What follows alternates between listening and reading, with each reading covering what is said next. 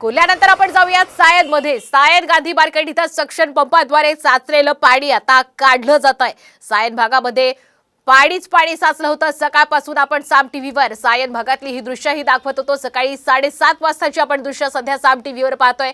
आता मात्र अखेर पालिकेच्या माध्यमातून सक्शन पंपच्या माध्यमातून आता साचलेलं पाणी हळूहळू काढायला सुरुवात झाल्याची एक मोठी बातमी सध्या हाती येते। त्यामुळे याच सायन भागामध्ये सकाळपासून प्रचंड पाणी तुंबलं होतं। अनेक वाहनांना या भागातून जाण्यामुळे अडचणी सुद्धा येत होत्या। अनेक वाहनं बंद पडल्याची माहिती सुद्धा हाती येत होती।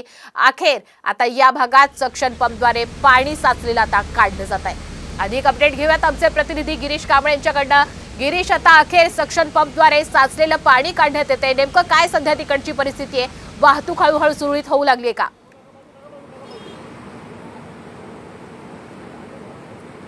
मी आता सायन गांधी मार्केट इथे आहे, ज्या ठिकाणी बीएमसीचं पंपिंग स्टेशन आहे।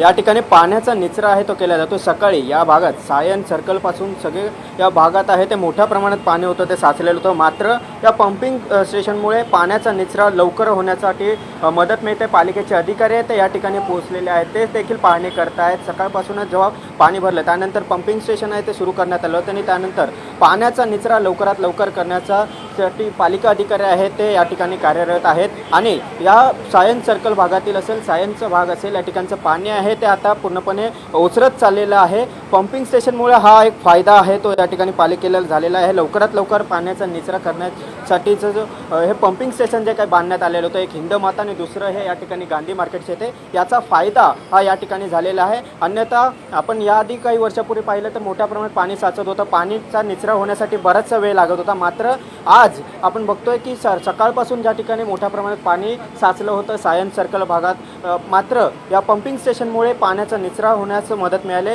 आणि आता हे पालिकेचे अधिकारी बघतोय की आपण या ठिकाणी पाहणी करत आहेत। वाहतूक व्यवस्था देखील आता सुरळीत झालेली आहे।